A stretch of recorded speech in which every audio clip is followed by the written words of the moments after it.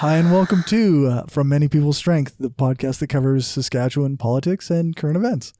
I'm Cory Johnston, and my pronouns are he and him. I am David Richards. My pronouns are he, him, or they, them. And I kind of like in the last several weeks, we've been doing a lot of the, it's a full week this week and lots of stories. This week, it almost feels like it isn't. Like this week, I think there actually is just as much stuff going on. Where it just feels different. Like it feels like there's less. I don't know if that's just. I guess one of the stories we have to talk about is the whole COVID fatigue thing. So maybe it is just COVID fatigue. Like it kind of feels like what's been going on is what's been going on. It's sort of a lot more of the same. I guess the vaccine news is exciting and new, and developments there are great. So. What path of adventure should we stroll down to begin with today? Well, I think the first thing that I thought we could cover was this Scott Moe responding to the racist comments about Dr. Shahab. Yeah. Good for him. That was a good surprise. Yes. Good for him. It's the bare minimum, but he's doing it. It's more than we expected. Well, it's more than we expected, so we'll take that as a win, right? Yep. It's a sign that it's 2020, that don't be racist might be controversial. Not that we weren't just as racist 10 years ago. I think it was just less polite to be openly so. And I think there's a certain degree of it's not calling out that type of blatant racism has become more palatable now. So it's good that there's some pushback. Maybe my heart is optimistic, and maybe it's the beginning of the pendulum swinging back the other direction. Just thinking about this now as I'm talking about it, though, to some extent, it feeds into what I talked about in last podcast about how my optimism is born from cynicism and that I have faith in human selfishness. It's in Moe's best interest for his chief medical officer to not be attacked. That's right. This is his guy. And that's what I talked about last week, right? And I think I referred to him as a cabinet minister, and Dr. Shahab is not a cabinet minister. He's a chief medical officer. It's not part of cabinet. So that was my mistake in how I referred to him. But it's one of those, he's still Moe's guy. So for people to be attacking him is goes against Moe's best interest. So I have faith in human selfishness as we become more interlinked, as our well-being is more tied into the well-being of others. We start viewing them as people. So Scott Moe sees Dr. Shahab as a people. So good for Moe. That's growth. And I'm being facetious. I don't know Moe's background in that regards. I can see the policies and actions of the party that chose him as leader and what those actions have been over the last decade, and it gives me certain indications. But I think it's a positive thing. And then,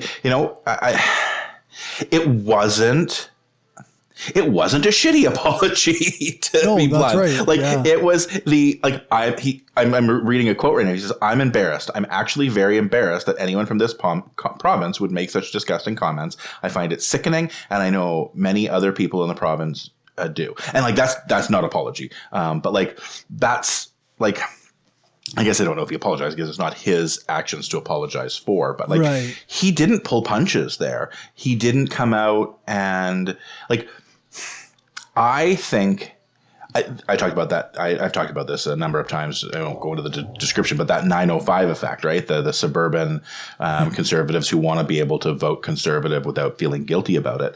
He probably could have satisfied their requirements by coming out and saying, we believe racism is bad. Dr. Shahab is great.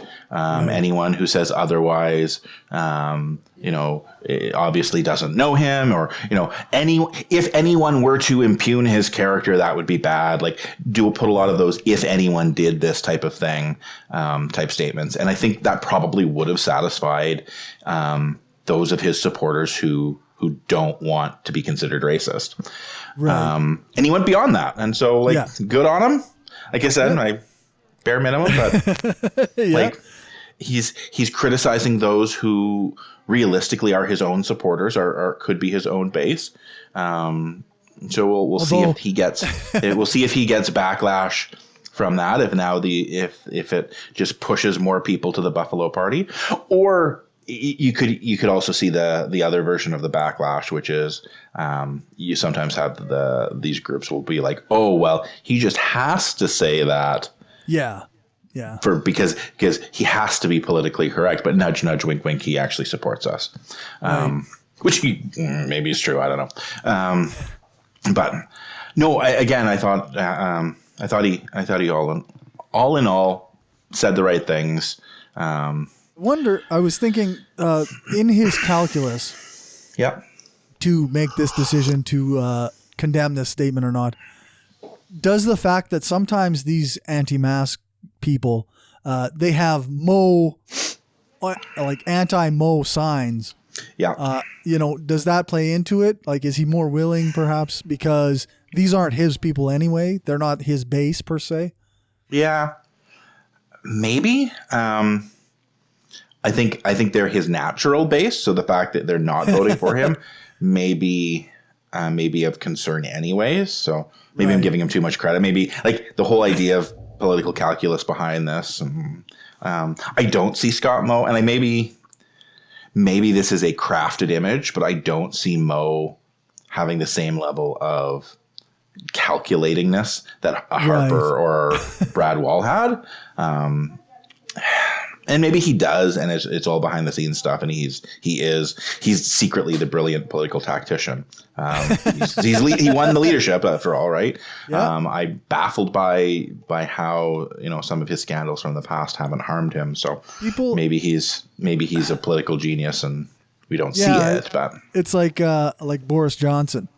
Like, people have said, like, his doofus persona is exactly that. It's a persona, right? George W. Bush, there was the same sort of theory about him too. And I think to some extent, part of it is humans are complex, right? Like we have this thing where, like, we want to view these people as monsters. And one of the most misogynist, homophobic, racist people I knew would be the first person at the drop of a hat to get up at 6 a.m. on a Saturday morning to go help a friend move. Right. And it's you see this all the time when so again, diverging off topic, but I guess that's what we do. The Saskatchewan story is the springboard. You see it all the time where men have trouble viewing their friends as sexual predators or rapists or sexual assault perpetrators when victims come forward, because there's that cognitive dissonance of the world is full of good guys and bad guys. There is no gray area. This is obviously a good guy, right? He helped me move. When I helped him move, he bought me beer and pizza. When my, dad passed away, he and I went to a baseball game together, and, we were, he was helped me get through a really rough time. And like, you have these stories and this image that we create of people. And the other side of it happens too, where we have someone who is the villain in our minds. This was someone who cheated on us, or embarrassed us in front of our friends, or was a high school bully, and now is also doing wonderful things with charity and fighting for Black Lives Matter and is an avid feminist. Like you can have some of these disconnects, and like the good doesn't excuse the bad, and the bad doesn't necessarily negate the good. I think you need to weigh things. Obviously, we've talked about some of things from Mo's past where, it far outweighs. It's I don't know. Yeah, like you say, like everybody's complex, right? I'm not going to give Mo a ton of credit. No. Right? Yeah. But yeah, I mean, he did well here and possibly at risk of losing some of his voters. Possibly, who knows? Absolutely. No, that makes a lot of sense.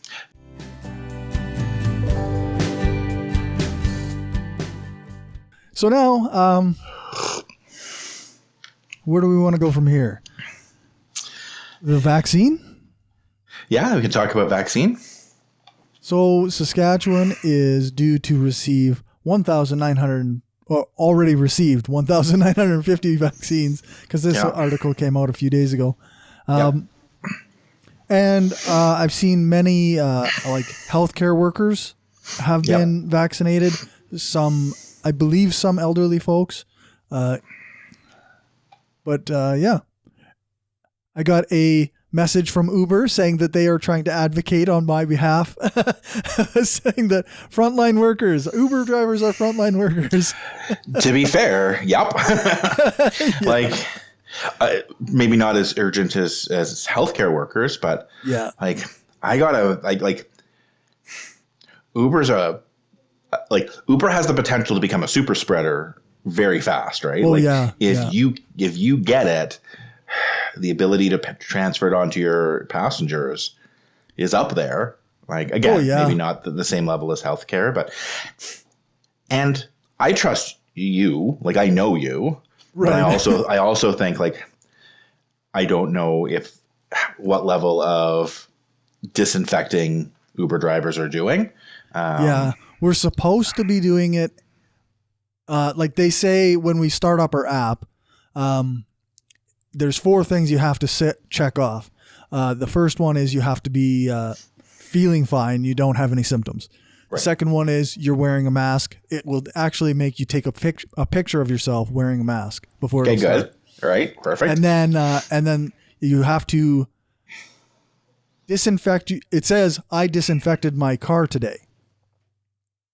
So in theory, if you didn't turn your app off, then you wouldn't have to do it more than once. But if you take a break of like more than an hour, then it makes you go through the steps again. Mm-hmm. So you don't have to disinfect between each passenger? There's nothing there that says you have to. All right then. Well, no Uber for me. I had a passenger and we discussed whether or not that seemed feasible. And I was like, but feasible or not, like you kind of got to make sure that everybody's safe. Like this is kind of the point, right? Right. So I'm not going to ask if you do. I'm just going to. No, I have like many things of wipes, and I have like sprays that I spray all over the car. And I've said this before, it's impossible to block every single vector. Oh yeah. It definitely is about slowing things down. So, it's positive. Like it's, we're getting there. Let's see how many people refuse to get, like, if you have the two sides. If you have this side where people are like actively fighting to get this thing, and then absolutely refusing to have it, even if it was easily accessible. So we'll see where things go. I kind of fall in the middle. I know I'm not a priority. I don't see humans other than my own children and my ex. That's about it for me. So, and I'm not in a hot, like, technically, I mean, I'm in a frontline position where I'm at risk of transmission, but I'm not at risk of severe complication compared to some other people. So yeah, I'm young enough too. So I think 44 is fine. Yeah, I think we're okay. Yeah. But again, like as soon as it's available to the public, I'll be in that lineup, right? Like 6 foot spaced lineup. Yes. Yeah, that's right. I said be in a lineup. I'm like, oh, the thought of lineups now is awful. It breaks my brain thinking about being in a large group.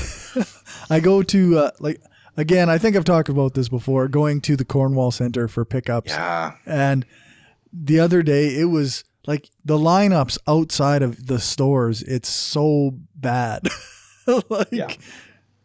And of course nobody follows the arrows. Like you might as well not have them. Yeah, I don't get it.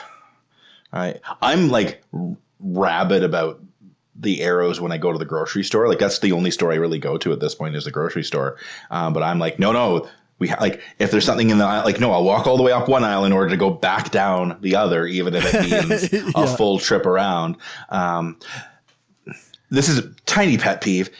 They have some that are designed you literally cannot do it. Like whoever did the walk flow of this, it just no. You have the zigzags back and forth along the sides, but and then both on either side of it, like this is in the produce section or the bakery section rather. Or no, bakery and produce both go the same way. So like these on the sides, they're both going this way, and then it goes weaves like this in that same direction. But then it's like, but if you do want to go from the back of the store to the front of the store, there's literally no way of doing that. Yeah. It's like, no. Once you've passed the oranges, you can never get the oranges again. You can never go back. Yeah. There's no way of getting back there. I'm like, someone's designed this poorly. There's a couple sections in the grocery store I go to that are like that. I'm like, no, This doesn't seem right. Yeah. The Walmart produce section is particularly bad in the East End here. So. What was that? There's that logic puzzle, like the bridges of Leipzig or something like that. I think I have the city name wrong, but yeah, it's like there's this map of a city with the various bridges, and it is impossible to cross every bridge only once. I kind of feel that way about the grocery store setups. Yeah, there's my obscure analogy for the day. I think that is definitely the most obscure analogy I've used on this podcast. Not sure how many people are going to get it. Yeah, but there's some math scholar listening in who's like, oh yes, bridges of Leipzig puzzle. Also going, that's not the city. It was a different city, Dave. Don't, dear. Yeah. So. All right. All right. Yeah. What else? Sticking with Saskatchewan, I guess we could go Charlie Clark's response to the anti-mask cap. Yeah, good for him. This was nice. Yeah. Again, it's I don't want to say it's a bare expectation, but I kind of think it's the base expectation. Well, like, give your head a shake. Yeah, that's the appropriate response. Yeah. That's the politician version of what the fuck is wrong with you?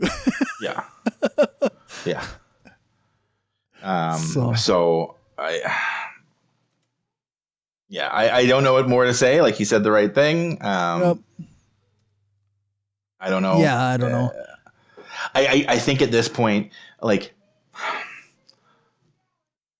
I'm not sure if you're going to lose. I think we've now reach that point in public discourse where you can tell people to go fuck themselves and you're probably fine. I think that's right. Because those who disagree with you politically are going to get the vapors. Oh my, and those who are on your side are going to go, no, he's just telling it like it is. And I think that's on both sides to some extent. Again, I see it. I see it more again from the right, and again, maybe this is that echo chamber. I see what I see from the left is them more so pointing out the hypocrisy of these right-wing politicians who lose their mind over some, hot mic accidental swearing that a centrist politician says, some point off camera on a hot mic that he didn't know was turned on, Barack Obama accidentally says fuck. And he's now unworthy of the office of the president. Yeah. But Trump intentionally swearing in front of children and cameras. Yeah, that's no big deal. He's just telling it like it is. Yeah, while he's making fun of somebody of another race or ability, I think if I think there's going to be some people who are going to pull out the a mayor's job is unity and he shouldn't be talking this way about his own citizens, and they'll come up with that. But I think they were those are people who are going to look for something to be angry about with regards to Charlie Clark anyways. Yeah. And the vast majority of people are going to be like, meh. Yeah, it's just a good thing that he said something. And, if we're not, our authority figures, as much as I dislike having authority figures, are saying, okay, this is silly. Why are we doing this? Yeah. Yeah. And I don't know. Like it is, again, it is give your head a shake, right? And it's, I'm angry about having to be in lockdown. Like it sucks. I hate the fact that I can't go see my parents for Christmas. I hate the fact that my kids don't get to see their grandparents for Christmas. I hate the fact that my kids are limited on the number of friends they can see and that they are missing out on more in-person school. Like all of these measures that we have to take to keep ourselves safe, we very likely wouldn't have had to do if assholes weren't intentionally putting themselves and others at risk. It certainly would help if less people were on the conspiracy nonsense train.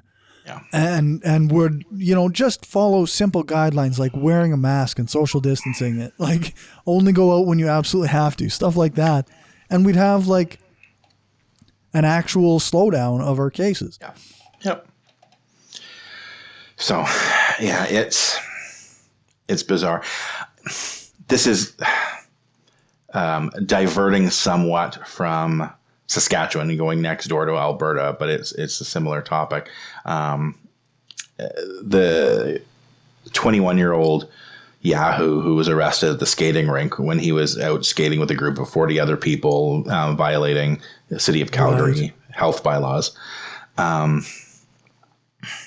Now, all of a sudden, people are concerned about police overreach on the right. Rebel media is losing their mind. How dare police point a taser at an innocent young child? Like 21-year-old hockey player refusing to wear a mask on a public skating rink with 40 other people, God. All of whom were men, most of whom were men in their 20s, is a child that a taser was pointed at. I don't even know if the taser was pointed at. And one of the cops says, get on the ground before I taser you. Now, all of a sudden, these are, we are worried about, draconian police and police overreach. I'm like, and of course, they're also trying to pull the, of course, the left doesn't care about this guy. I'm like, no. Like Black Lives Matter also gets angry when police abuse their power with white people too. Like this isn't this. This is part of defund the police. This is the point. Yes. What are we doing? Yeah, and we've talked about this too. Like I've said, I'm really apprehensive about the state stepping in, the government stepping in, and fining individuals for this type of thing. Like there are other ways of doing this, and maybe they're like at a certain point. You do have to take steps. I think businesses are a lot easier to target than individuals. Yes. And I don't think people understand that there was a business in Saskatoon, and I wish I had kept the story, and maybe it wasn't. I might be misremembering this, but their Facebook post was all about, we're going to ignore mask mandates, and if the government's going to come in and make us wear masks, they better show up with guns to force us, and blah blah blah. We'll show Nobody's them. doing that. And I'm like, okay. But they don't need to, right? If it's a business, the government has the power to just take money. Like, I don't think people get, like, if it's a business, and for anyone other than those who don't have capital, the state doesn't need to use violence to take redress. Like, the government has the power to garnish people's bank accounts. They just go in, $10,000 is now no longer in your business account because the state stepped in and said, broke the law here. You broke the law. It's a $10,000 fine. We don't have to show up at your store with guns. Yeah. We can submit the necessary paperwork, file the necessary claims in court, and now, boom, this money is missing from your account. Because the money belongs to the government. The money we use isn't ours. Like, there's a contract that goes back and forth, but ultimately the money that we use is property of the state. So as long as we're using that, they have a lot of power over us. Yep. It's when people don't have money that things become trickier, and that is when typically violence ends up being what the state uses to manipulate or control. So, I mean, we could get into it a little bit, but it begs, or it doesn't quote unquote, it doesn't actually beg the question, but it brings up the question of why the state is often so hesitant to use this very real power they have over businesses, and instead prefer to have violence enacted on individuals. That's the line. The system isn't broken. It's acting exactly as it was intended to.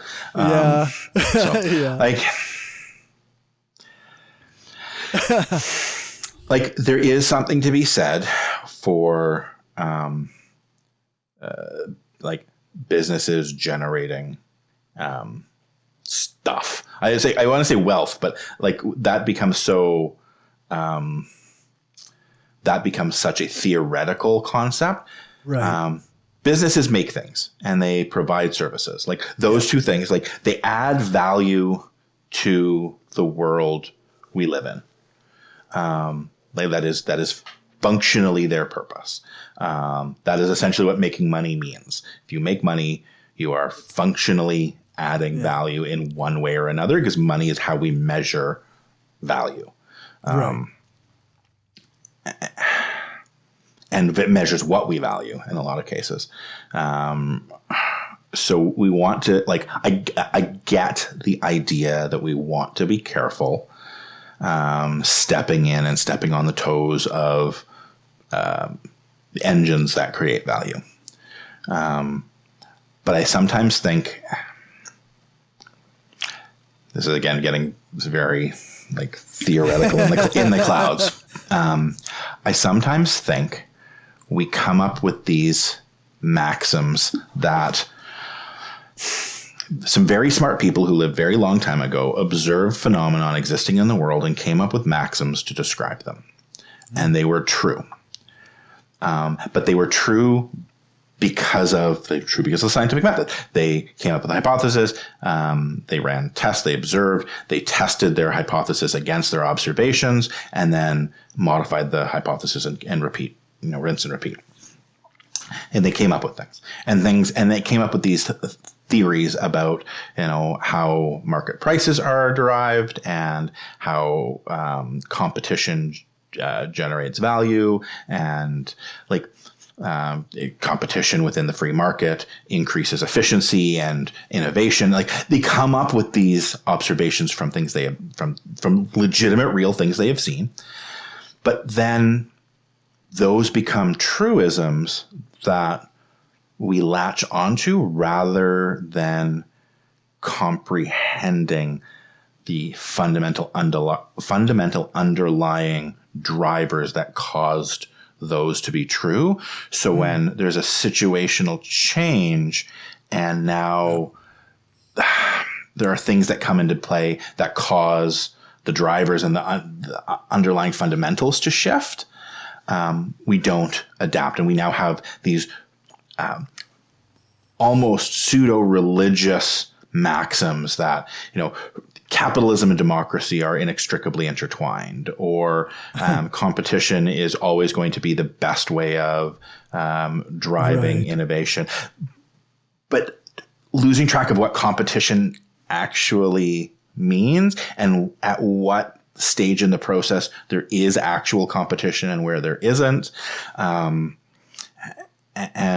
we mix things up. So we come up with this idea that competition causes innovation and causes prices to be lowered. And the best way of creating competition within the market is by having free markets. And the best way of having free markets is a capitalist system. Therefore, capitalism is the best way of driving innovation, missing out on those intermediary steps. So when there are, again, it's that shift of paradigm where the capitalist system we have no longer really drives free markets. And in fact, there are things in place within the system we use that cause markets to be less free. Then just the opposite happens, and we have 853 types of tomato sauce on the shelf, and that's what we consider innovation. So, sorry, that's one of the classic examples. That's why we have mayo chup. Yeah. So that's not really innovation, right? No. Like that's false innovation. So anyways, yeah, I think that's why we do it. To answer your question in a very long, roundabout way, I think that's part of the why is we get sort of stuck inside our own maxims where we go back to. We can't step on businesses' toes because we need them for such and such free market, such and such. Yeah, exactly. Right. And again, one of the other ones that's, I think that happens a lot is there are certain, this comes to why capital, I think the underlying, one of the underlying philosophies on why we tax capital gains at a lower taxation rate than earned income, which I think I talked about this weeks and weeks ago. And in my mind, one of the most fundamental flaws in both the Canadian and the American taxation system. But one of the reason why we tax capital gains at a lower rate than we tax earned income, is there's risk associated with it, right? Mm-hmm. So if someone's taking a risk by opening a business, they could lose their money. So the money they earn, is not had the potential to not exist at all, and moreover, they could lose their money as well. But then you start doing other things to protect investors, and you start adding them up, and a lot of them are good, right? We want to protect, there are certain types of investment that we want to encourage and we want to support. Sure. And we want people's retirements to be safe. If someone has a pension plan and the pension plan is investing, we want protections in place so that someone who, worked their entire life assuming there would be a certain level of protection at the end.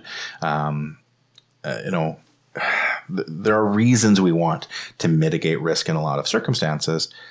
But we start doing things like adding more and more and more and more incentives to risky investing behavior because we want we want certain behaviors that are risky. We want to see more of because it is how wealth is generated and value is generated in society.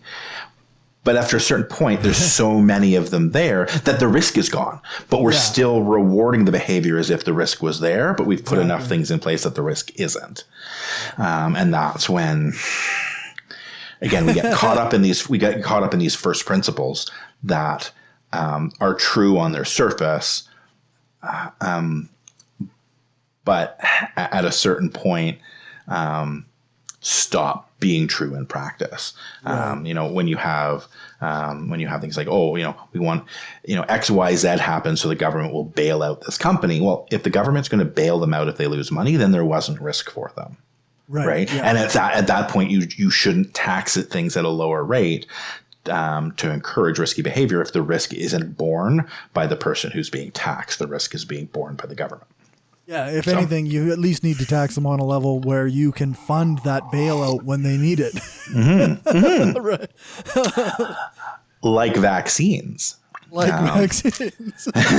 Because we do that with vaccines. And this is one of those things I've been talking about recently. I can't remember if we touched on this last week. This is, again, Canadian, but Canada is implementing a vaccine injury fund.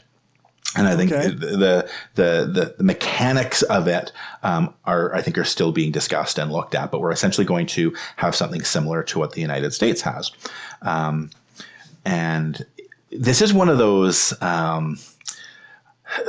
checkmate atheists, but but not really. checkmate vaxxers. I don't know. Checkmate version, the anti-vax version of checkmate atheist, where they think they have this brilliant slam dunk argument, and it's like, no, you just don't understand what's happening. So this Vaccine Injury Protection Fund in the U.S., and I don't know if that's actually the acronym, but I think it's something similar to that. Was created a couple decades ago and is always used as proof that vaccines are harmful, because if you're injured from a vaccine, the drug companies aren't liable.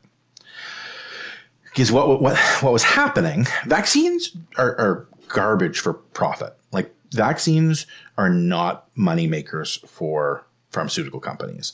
They are to some extent, they're effectively a loss leader. They make some money off of, but very little, especially with the cost and the opportunity cost of the investment. It's just they're not money makers for the most part. There's so many generics, and it's for most of them they're you're one and done. So it's a way better money maker for pharmaceutical companies to treat an illness than prevent it. And vaccines are prevention, right? So if you are again, I'm not a microbiologist or an epidemiologist. I can't say that word. Epidemiologist. Epidemiologist. I'm not one of them, but I do understand money and how money works. Right. If you are a conspiracy theorist who thinks pharmaceutical companies are the greatest evil on the planet, you should be the most pro-vaxxer person there is, because that's not where the money is. If they are evil, if they are pure profit-driven evil, they make way more money off of you not getting vaccinated, you not having the disease prevented, and them selling you treatments for the vaccine rather than preventing it in the first place. Or treatments for the disease rather than vaccinating in the first place. That's actually the exact argument they use when they talk about how big pharma is keeping the cancer cure a secret. Yes. Well, and we have cured certain forms of cancer. It's called the HPV vaccine. We have a vaccine against cancer, which they don't want to take. So, but this vaccine injury prevention fund, essentially, what was happening is pharmaceutical companies just said, "Fuck it, we're not going to make vaccines anymore. All these people are starting to sue us. It's not worth it. There's no injuries being caused, but we spend millions fighting these battles in court. We win the case, but we still have to pay for the money, because as far as recouping costs, you can't recoup the cost from someone who doesn't have money." And they were just saying, meh, not worth it. And so what the government had to eventually do is step in and say, all right, what we're going to do is any possible side effect from a vaccine, and I'll touch base on what's considered a possible side effect, but any possible side effect from a vaccine, we are going to create a fund that compensates people if they suffer from it after getting vaccinated. So every single vaccine sold in the United States, there's a 75% tax that the pharmaceutical company pays, or the consumer pays. Like, it's a tax. So 6 of one, half dozen the other, who's actually paying that. Technically, it's the pharmaceutical company who's paying the tax. It's a hidden tax rather than an above the board tax, like GST or sales tax or luxury tax and stuff like that. But it's for every single vaccine a pharmaceutical company sells, they have to contribute 75 cents into this fund.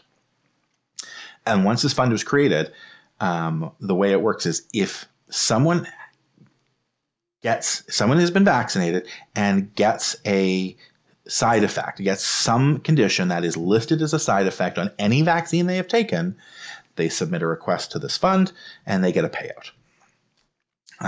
Because it's like so many things, it's cheaper to do that than to fight it. And we talk about this on the welfare side all the time, and right wingers hate it when on that, right? It's cheaper to not look for fraud than it is to find it and get rid of it because it's so little. And it's cheaper just to pay this money. And again, this is the United States where they don't have universal health care. To some extent, it's cheaper to fund it's cheaper to help someone with a disability through this fund, whether the disability was actually caused by the vaccine or not. So even if someone contracts a condition that has absolutely nothing to do with the vaccine, but is listed as a vaccine side effect, they don't have to prove it came from the vaccine. They submit their request, they get the money. They now have what is effectively a disability payment from this fund and can go about their life. Right. And so it's not what the anti-vaxxer says it is. This isn't, these pharmaceutical companies don't have to, these pharmaceutical companies don't have to worry about, causing injury. The government just pays for it if someone gets hurt. No, yes, the government does pay for it, but that money is coming from somewhere and it's not from general revenue. And a side effect has to be listed if a person during the trial has that thing happen, whether it was caused by the drug or not. And you're seeing that with some of this COVID vaccine as well. There are certain things that are being listed as possible side effects that the incidence rate of these side effects occurring during the clinical trial is on par with the incidence rate in the general population. So, one out of every 200,000 people has this happen in the general population. One out of every 200,000 people is happening during this clinical trial. It's very likely that it's unrelated to the vaccine, but because it happened to a person who was in the clinical trial, it has to be listed, which now means anyone who has that condition going forward, if they've been vaccinated, they can apply to this vaccine injury protection fund and withdraw funds. Right. So Canada is going to implement something similar.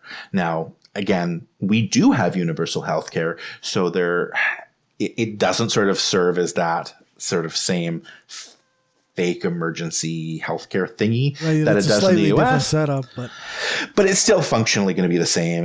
We're going to make it so that, if someone ends up with a disability and it's ever been listed as a side effect, they're going to get covered. They're going to get compensation. And you know what? It's the same thing for welfare. I think it's, to some extent, unlike welfare, I do think it's bullshit. It's, this isn't related to the vaccine, and it just validates the idea. This validates this idea that vaccine injuries are a thing, or a more common thing than they are. But at the same time, you know what? If someone ends up contracting, I make something up that isn't an actual side effect. But if someone ends up contracting spaghetti elbow, and they lose use of their left arm for the rest of their life because they've contracted this disease, and that they probably would have contracted it anyways. It had nothing to do with the vaccine. They're blaming it on the vaccine. They think they have a vaccine injury. You know what? I'd still rather them get compensation. I'd rather that that person gets some money that, again, essentially the pharmaceutical companies are paying for, not general revenue. Yeah. It makes vaccines more expensive in the long run, but marginally in the US, it makes each vaccine 75 cents more expensive. Meh. Big deal. And it's the same sort of thing with, if the government is paying an extra $1 per COVID vaccine for each vaccine, in order to create a fund where if something comes up, that some person who, has a condition that impacts their life gets money, so be it. That was another one of my long rambling thoughts that sort of weaves through things. But I think that one is an important one to understand because so much misinformation comes out on this, and the money stuff I can explain. The money stuff I know. I have this is, I will make a plug for someone else here. There is a professor in Saskatoon, Kyle Anderson. I've known him for a number of years, unrelated to COVID, obviously, because I've known him for a number of years. Not super well, but we're friends on Facebook. We've met a few times. We've chatted a bit. He is freaking brilliant and has been posting so much good content. He's mastered the fine art of being patient and understanding and engaging with people who ask good faith questions and smacking down without mercy people who are very obviously engaging in bad faith, and it's fun to watch. So if anyone gets a chance to read or watch anything by Kyle Anderson about COVID, he's probably, for my money, I don't know if he's the best expert, and he may be for that matter, but he's definitely the best at explaining things when it comes to the science of COVID. And again, he's a PhD in microbiology, and this is his field. Like this is one of those, like, this is his moment to be the expert. Yeah. Nice. So I get to watch him, and like I can't do that. I wouldn't try to do that. I can read what he's written and other experts have written. I don't do the research. I'm looking at other people's research. But the things like the Vaccine Injury Protection Fund, that I'm like, no, I can explain the economics of that. Right. That's a thing that I can give a breakdown for. So I want to do that. Nice. Anyways, that's that one. I don't know if we want to continue on with more COVID talk. No, I think we've completed our. Well, I guess this is tangential. I haven't seen it yet, so you're going to be able to do more talking than me on this. Scott Moe's Christmas message came out a few days ago, about 4 days ago, and you had some thoughts about it. As far as Christmas messages from a Saskatchewan premier, I was actually not too offended by it. I didn't get the impression that he was preaching or saying like, Christmas, it's all about my version of Christianity and I like mine best and you suck. So good. That's an improvement. I guess. Yeah, it's an improvement. Yeah. So, he said like, this sucks, but we all have to stay indoors, have just our household at Christmas and this and that and the other thing about that. Basically, the whole thing was kind of just a message to be responsible during the Christmas season. So I don't know how much. There's not much there. I guess because it was actually decent, there's not a lot of news from it. Touche. Yeah. So, yeah. That's sort of our theme for Scott Moe this week. You did the bare minimum, but good job, because the bare minimum hasn't been done recently. Yeah. So. You didn't suck. All right. And that he was joking when he said the cold weather would stop COVID. Yes. So. Maybe not a good thing to be joking about. Yeah, I didn't hop onto that. I saw that a few times and I'm like, okay, well. This is one of those ones that falls into the category of their excuse is worse than the problem. Yeah, right? Like this happened with Trump all the time, where if you actually listen to the excuse he's making, I'm like, no, if your excuse was true, that would be worse. Yeah. But same with this, like, if it was, you were wrong, you know what? That's a thing that some people could be wrong about, thinking, you know what? I would cold, viruses can't survive in the cold. This is what I thought. After I talked to a scientist, went, oh yeah, it lives inside your body and we're warm-blooded creatures. We maintain a consistent temperature even when it's cold outside. Literally definition of mammals. Yeah. Hadn't thought of that. You know what? Bonehead moment, sure, fine, whatever. But like, no, I was making a joke about this thing that has killed 300,000 people. Sorry, that's the U.S. number. I was making a joke about the death of millions. not a thing to joke about. I guess I'm laughing right now while I say that, but yeah, I think there's a difference between I'm making a joke and also I'm nervously laughing about how silly it is, how bad it is to make a joke, right? Yeah. Well, and it's someone talked about like it's gallows humor is only funny if you're on the gallows. If you're the one on the gallows, right? That's right. Dark humor is a thing. And I'll be the last one to begrudge someone their dark humor, but it's the laughing at a situation, and it gets fuzzy there. But we have a Regina City Council that told the company that wants to buy Capital Point to go screw themselves. We already established swearing is fine. They can to go fuck themselves. They essentially you need to pay your taxes. So. Yep, pay the taxes. We aren't letting you slide on this. Mm-hmm. Yeah, and all except for my city councilor. Yeah. So it reminds me, and good they said no this time. It reminds me of when there was the issue with the recycling in the city, where the city of Regina hired a company to manage its recycling program. And you know how fond I am of P3 programs. Government doesn't want to just run it themselves, so they hire a private company to make a profit off of providing a public service. Of course. And it was discovered that this recycling company wasn't actually recycling things. They would collect up all the recycling. They would throw it. They would take out anything they could make money off of and then throw the rest in the public, like in the trash. And it would just go to city landfill anyways, right? And so the city was paying money to divert stuff from the landfill that just ended up back in the landfill anyways. But just this company made a profit off of it.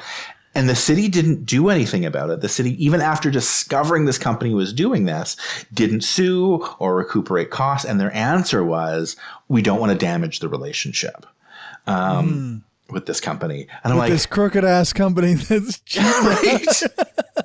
Like, I know I got swindled by this con artist, but I don't want to say anything bad about the con artist because it might damage my ability to continue doing business with him. Yeah. So again, what are you still doing with a business with the con artist? Cut it out. and this time they said, no, we're not going to, this company owes the city. And it goes back to the thing about why are governments so loath to do this? It's like, no, you owe nearly $700,000 in back taxes to the city. Yeah. You actually have to pay it. Yeah. We're not just going to forgive the taxes in exchange for you buying property from us. Like pay the taxes and lower the price if the price really should be lowered. Like there's things that can be done there, but at the end of the day, you need to pay your taxes. So. Yeah, and this actually isn't owned by the city. It's a private deal, so the city is going to foreclose and take the land. And I guess I think the idea behind forgiving the $700,000, and maybe this is where your counselor is coming from, is the value of the land is less than like there's probably some math in there somewhere that the city doesn't gain enough value from the land for it to be worth it. I know, like his actual quote was that he doesn't want it to be in the city's inventory. Yeah. So. Yeah. And there's something to be said for that. Like cities, like this is money that like if the land is foreclosed on, yes, the city gets an asset, but it's an asset that is not liquid. You're maintaining it there. I don't know. I think that land becomes valuable over time, regardless. Like downtown property in a well-managed city rarely loses value. In poorly managed cities, it does. Downtowns tend to, ebb and flow in value. But in a well-managed city, downtown property rises in value, and I suspect that chunk of dirt is going to rise in value over time. It's just a matter of, is your rate of return on it worth the opportunity cost? So, right. But yeah, no, anyways, I think it was the right decision by the city. Good on them. This mayor, the city's still hoping to collect the money it spent to fill the hole in the back taxes, but that's not going to happen until the property sells. And if it doesn't sell, I think if it doesn't sell, the city forecloses. And then the city gets to sell it at some point. Or not, and the city gets to decide what they do with it, and maybe we do find a public use for it that's of greater value than what the city can sell it for. So could be. We'll see. Time will tell. Yep. Any other big stories? Nothing big. I just wanted to kind of touch on this thing that I saw on the Regina Reddit sub. They posted this link for the various rental prices in Regina, and I looked it up for Saskatoon as well, because we're not just a Regina show. Yeah. But it looks like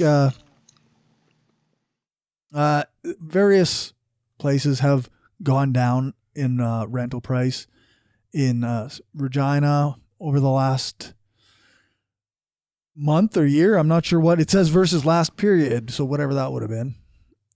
But so a 3-bedroom townhouse in Regina is averaging $1,400 a month. So stuff like that. Like I will put the links to this in the show notes. So if people are interested, like this, I thought was interesting. Yeah. No, it's interesting to see some of those numbers. Some of them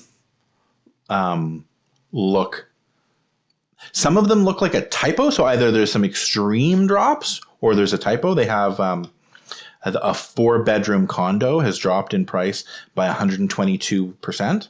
So I don't know. Yeah, I have to assume that's a typo somewhere in there. Well, I wonder if, because it's got total units on the side, right? So I wonder if that's how many are available currently.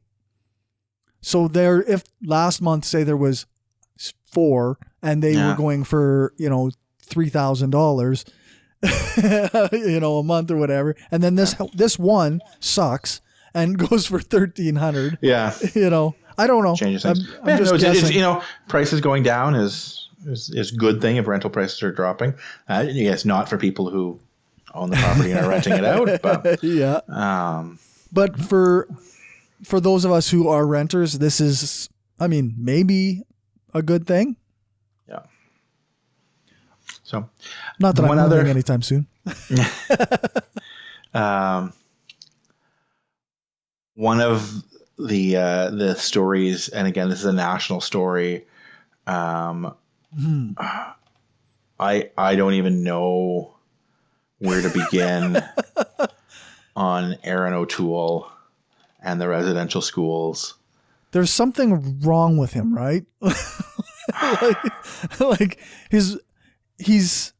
doesn't know anything, or he's just, I don't know, just a historical denialist. Like, I don't understand.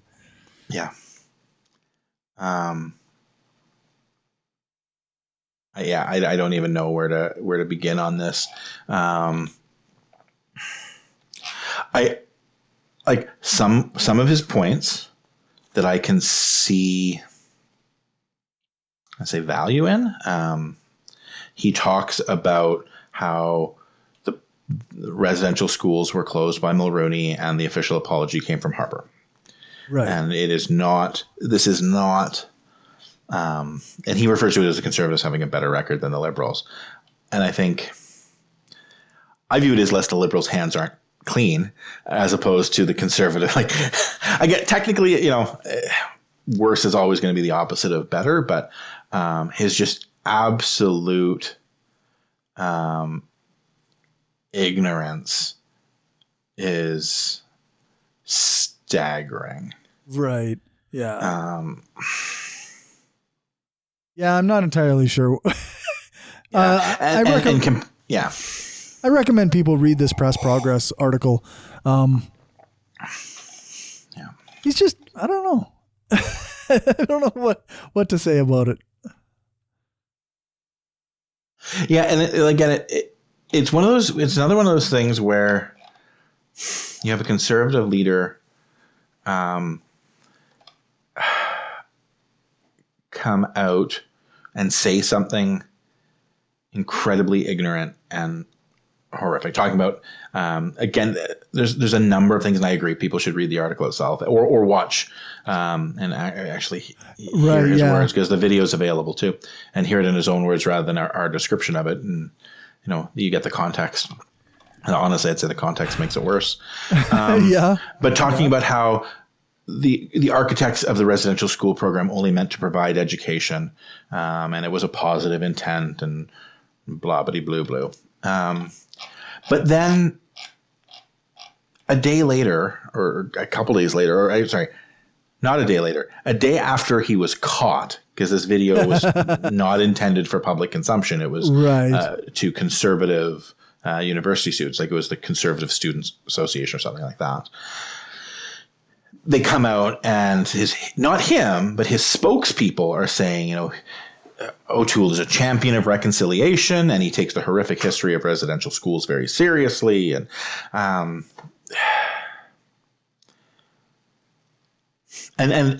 eventually he does come out and basically completely and totally say the opposite of what he originally said. He comes out and says, I said the residential school system was intended to try and provide education. It was not. The system was intended to remove children from the influence of their homes, families, traditions, and culture. So, like, he made that in a statement to a friendly newspaper. Right. Yes. Or no, I guess not. It was the Toronto Star. Never mind. It is a more left-leaning paper, but depends who you ask. Yeah, it's fair. But yeah, it's not the Globe and Mail or the Toronto Sun. Right. But it's just like, where are you telling the truth? Are you telling the truth to a group of supporters in a private room where you don't think you're being recorded, or in a canned public statement made after you got caught and there were calls for your resignation? Isn't there some axiom about your true self is the one that you keep hidden, you know, on some level? Like, could very well be, yeah. Like, it seems very likely to me that he is perpetuating this propaganda, really, about the residential schools, and he believes this propaganda about the residential schools. Yep. That they were a force for good, and that it's the colonial mindset that Indigenous people were worse off before we came and we fixed them, right? Yeah. Like, it's very much he probably views education and this idea that we eliminate the Indigenous people's culture as the same thing. Yeah. So very likely, yeah, that it was a force for good education. Yeah. So here's the thing that lets me know when a conservative politician hasn't actually read the Truth and Reconciliation Report. Because I have. It's long. It's, I think, between around 350 pages, give or take. It's less than 400, but definitely more than 300. I think it's 376 or 356 or something like that. That said, it's an incredibly, from a technical set, like it's easy reading, as in they made sure when writing it that it was written in very, very common everyday language. It is not, you don't need a university degree to understand the writing in the Truth and Reconciliation Report. I think it is incredibly accessible while not being easy to read, because it is incredibly painful. I had it in a PDF and was reading it at work over the course of a couple weeks during breaks at work, and I had to stop and read it at home instead, just because it was putting me in a headspace that was incapable of doing my job. No good at work. But yeah, not workplace reading material. But I can always tell conservatives haven't read it because they always say, oh, like one of the things that comes up in the when there was the issue with the senator, Belak. I think I'm getting her name wrong, and I hate the idea of apologizing to someone. But if I am getting someone's name wrong, it's inappropriate of me. They come up with this thing about, oh, well, we don't talk about the good that happened. Mm-hmm, mm-hmm. The Truth and Reconciliation Report does. It literally does. They literally got testimony from Indigenous folks who talked about how in their isolated individual case, there were positives that came out. And then the report does take pains to talk about how, and the people who say this themselves recognize that doesn't outweigh the good. They were like, if you kidnap someone from a negative situation, and again, negative in isolation, in speaking of an individual, not from a community as a whole, not from a culture as a whole, but an individual circumstance that was not positive for an individual, that individual can speak to it. That doesn't make what happens as a whole a positive experience. Right. But like it's addressed. Those things are talked about, and it is explained in the context of that, and it addresses this like it does address that in a lot of cases.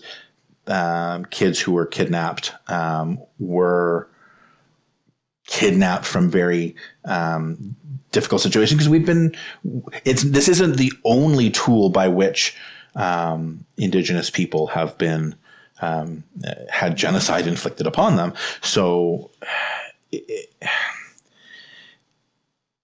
it's not as if this isn't looked at and part of the reconciliation process, that the environment that they were leaving was utopian, especially in the later years, because as time continued on and on and on, in a lot of ways, the situations that were being left behind got worse and worse and worse, because we as a country imposed worse and worse conditions upon reservations.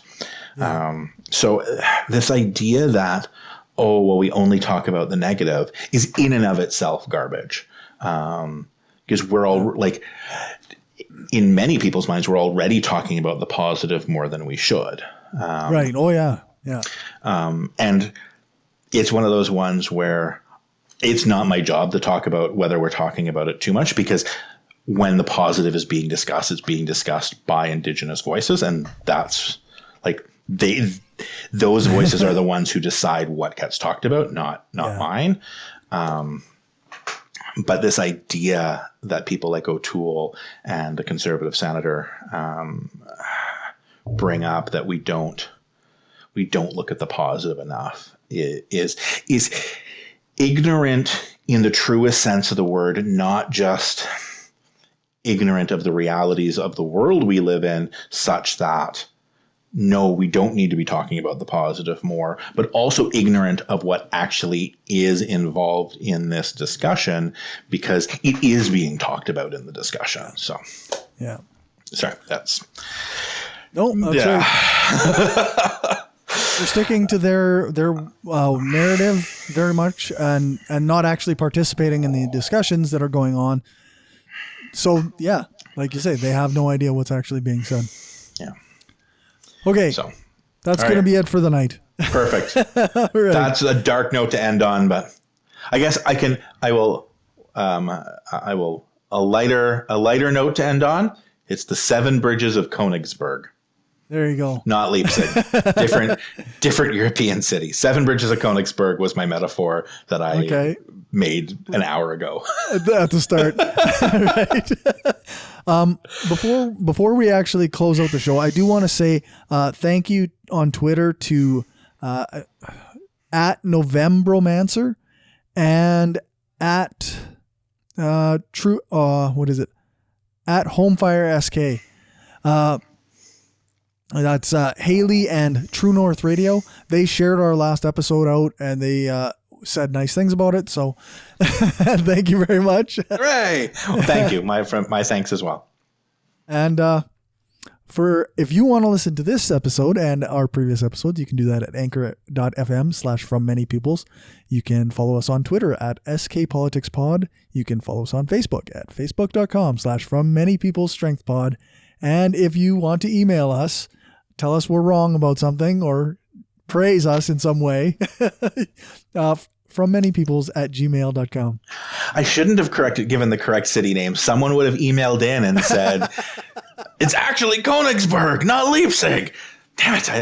You got to make a mistake in a future episode on purpose to see if someone catches it and emails us. Yeah, that's right. So, well, thanks again, Cory. It's been, it's always fun having these chats with you. And, if people get to enjoy listening to them as well, so much the better. But yeah. I once again appreciate everything you do to make things happen on a technical standpoint and making all of this work for everyone and for me.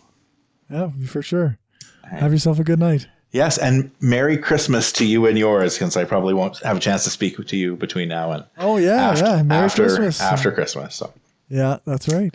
All right, take care. That's this week. That is. Damn it. There's no holiday shopping. I'm not I'm not going out anywhere. Yeah, that's right. All right, have a good one. Take care. Bye-bye.